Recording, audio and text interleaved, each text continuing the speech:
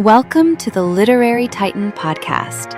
In every episode, we dive into a book we've just read and share our thoughts, from best-selling authors to rising literary stars. We read it. Now let's talk about it. A strange sound follows Terry the toad, a berry delivery driver who keeps hearing mysterious noises along her route. Howls, whistles, snores, strange little word sounds, and finally, a roar. Each time she stops to investigate, the world around her seems full of possibilities, but no clear answer. The surprise, tucked among the berries in her trailer, is a small black puppy who has been riding along unnoticed. What begins as a playful sound hunt turns into a gentle adoption story, with Terry naming the puppy Mazzy and realizing, almost at once, that she's found someone to love. The writing is sweet in a way that feels deliberately old-fashioned, with its rhymes, repeated phrases, and musical animal sounds.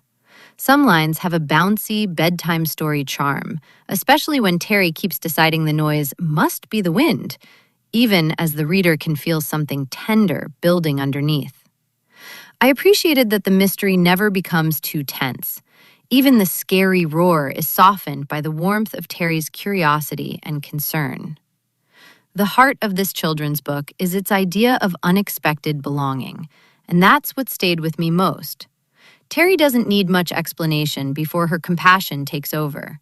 She sees a little creature who is alone, small, and afraid, and her response is immediate and deeply emotional. That moment could have felt too sudden, but the artwork helps make it believable. Danius Shukis fills the pages with odd, funny, lavish details. Animals on scooters, clocks hanging from trees, a bear dodging bees, enormous berries, dreamy hills, and skies that shift from stormy drama to soft nighttime blue. The illustrations invite lingering. My child would absolutely stop me mid-page to point things out. A Strange Sound is a tender, whimsical picture book with a big emotional center hiding inside a silly little mystery. I liked it most for its tenderness, its cozy strangeness, and the way it turns noise into connection. It would be a lovely choice for children who enjoy animal stories, gentle suspense, rhyming read-alouds, and books about adoption, caregiving, or finding family in unexpected places. Thanks for joining us on the Literary Titan podcast. If today's review sparked your interest, be sure to pick up a copy of the book and experience it for yourself. If you enjoyed the episode, don't forget to subscribe, leave a rating, or share it with a fellow book lover. Until next time, keep reading, not just to escape, but to grow.